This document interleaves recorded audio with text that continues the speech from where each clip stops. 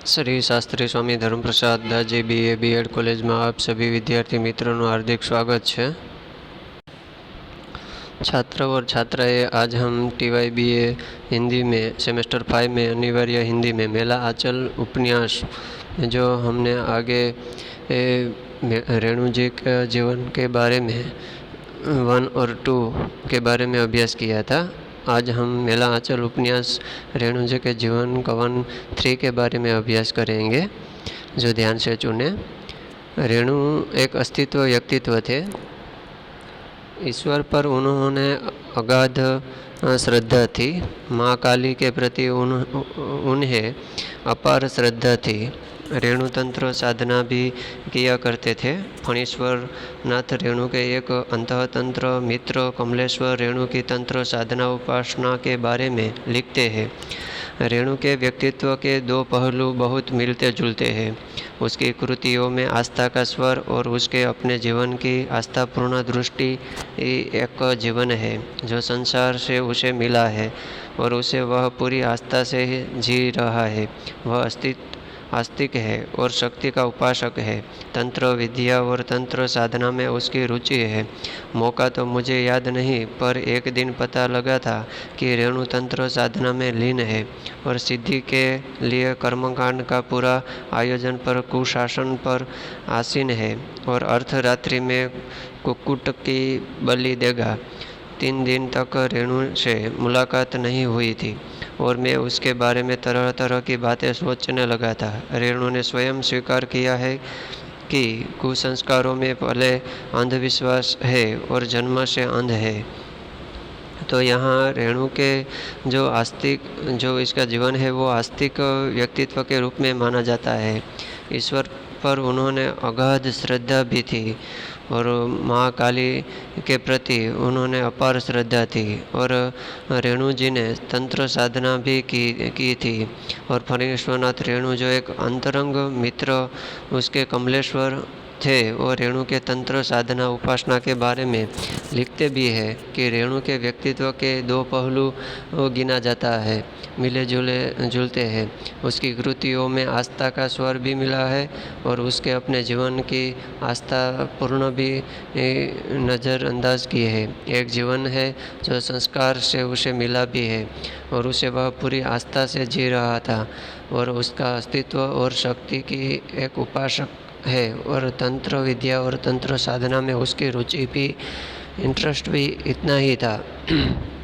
मौका तो मुझे याद नहीं, पर एक दिन पता लगा था कि रेणु तंत्र साधना में तल्लीन है और सिद्धि के लिए वो कर्मकांड का पूरा आयोजन भी कुशासन पर आसीन है और अर्धरात्रि में कुक्कुट की बलि भी देगा। 3 दिन तक रेणु जी की मुलाकात भी नहीं हुई थी उसके मित्रों के साथ और उसके बारे में तरह तरह की बातें भी लगा रहा था। रेणु ने स्वयं स्वीकार भी किया है कि वे कुसंस्कारों में पले अंधविश्वासी है और जन्म से अंध है। और किशोरावस्था, आगे देखते हैं। किशोरावस्था से ही रेणु पर रामकृष्ण मिशन, रामकृष्ण परमहंस तथा विवेकानंद जी के विचारों का प्रभाव रहा था। धर्म पर असीम श्रद्धा होने के बावजूद भी रेणु धर्म विषयक संकीर्ण दायरे में कभी नहीं बंधे। तो यहाँ जब रेणु किशोरावस्था में थे, जब 13 या 15 साल तक जो अवस्था थी, इसमें रामकृष्ण मिशन, रामकृष्ण परमहंस और विवेकानंद जी का जो विचारों था उसका प्रभाव उसके जीवन में भी पड़ा था।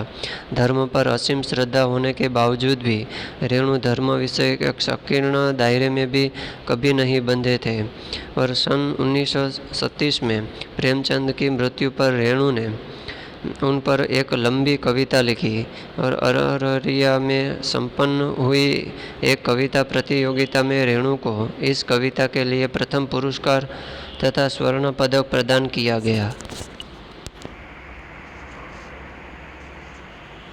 गया। सन 1968 में भारत सरकार ने रेणु को पद्मश्री की उपाधि से अलंकृत किया। सन 1954 में मेला आंचल के प्रकाशन के बाद यश, नाम, धन, प्रतिष्ठा मिली। उनकी एक कहानी तीसरी कसम पर फिल्म बनी। 1975 में आपातकाल की घोषणा हुई।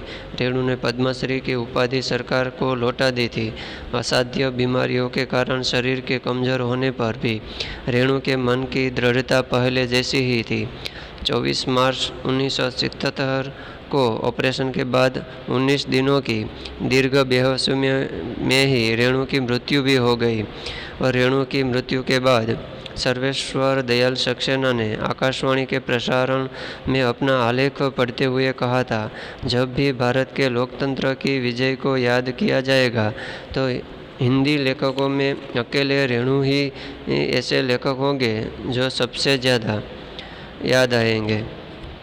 तो यहाँ प्रेमचंद की जब 1937 में मृत्यु हुई तब रेणु ने उनके जीवन पर एक लंबी कविता भी लिखी थी।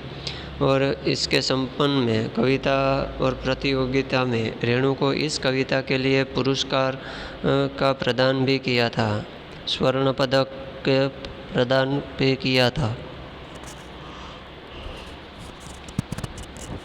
सन 1968 में भारत सरकार ने रेणु जी को पद्मश्री की उपाधि से भी सम्मानित किया था।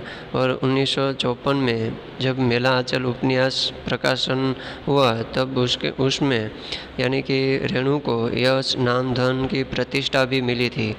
उनकी एक ऐसी उपाधि सरकार को फिर से लौटा दी। असाध्य बीमारियों के कारण रेणु जी ने शरीर के कमज़ोर होने पर भी मन की दृढ़ता को पहले जैसी ही रखी थी।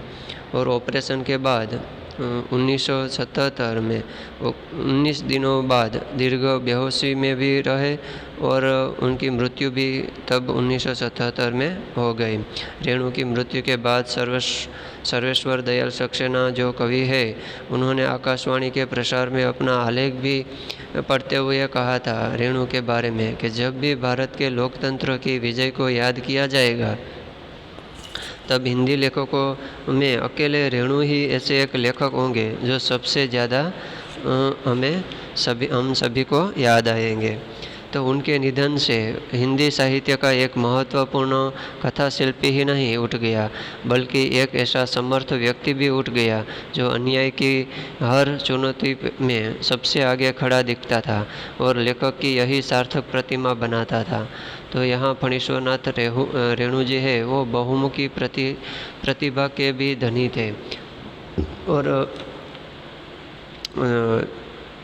जब भारत के लोकतंत्र के बारे में सर्वेश्वर दयाल ने जो बताया था कि जो रेणु का निधन हुआ है, इसके बाद हिंदी साहित्य का एक महत्वपूर्ण जो एक रेणु कथा शिल्पी की दृष्टि से आगे थे, बल्कि एक ऐसा समर्थ व्यक्ति भी था जो हमारे भारत में नहीं रहा। अन्याय की हर चुनौती में सबसे आगे रेणु जी खड़ा रहता था और दिखता था और लेखक की यही एक सार्थक प्रतिमा बनाता था और वह अब इस दुनिया में नहीं रहे। इसकी प्रतिष्ठा भी ऐसी थी और मानवीय मूल्यों की प्रतिष्ठा के रूप में उसका व्यक्तित्व, उसका कृतित्व एक साक्षात्कार यादगार रहता है। तो यहाँ रेणु जी के कितने ऐसे उपन्यास भी लिखा है और जैसे परती परिकथा हो, आंचलिक उपन्यास हो, दीर्घ तपा हो, जुलूस उपन्यास हो, कितने चौराहे उपन्यास हो और पलटू बाबू रोड भी एक उपन्यास प्रकाश में आए थे। और इसके बाद तो कई ऐसे उपन्यास भी लिखे हैं, अपना योगदान ऐसे दिया है जैसे ठुमरी हो, कहानी संग्रह नौ जैसी कहानियाँ भी लिखी थी, जैसे रसप्रिया हो, पंचलाइट हो, ठेस हो, तीर्थदर्शक हो, नित्य लीला हो, शीर पंचमी का शगुन हो, तीसरी कसम उर्फ मारे गए गुलफाम हो, लाल पान की बेगम हो तथा तीन बंदियाँ जैसी रेणु ने इस संग्रह में ठुमरी धर्मा भी कहा है। ऐसी तो आदिम रात्रि की महक, वो भी एक कहानी संग्रह उन्होंने लिखी थी।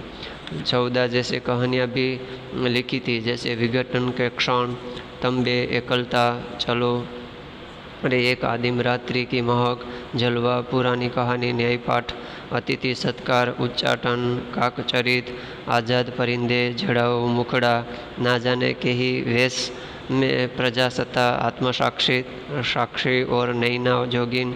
इन कहानियों का परिवेश ठुमरी से थोड़ा अलग भी है, लेकिन आंचलिक ही है। तो इसी तरह कई उपन्यास हमारे सामने फणीश्वरनाथ रेणु के व्यक्तित्व और कृतित्व के बारे में मिलता है।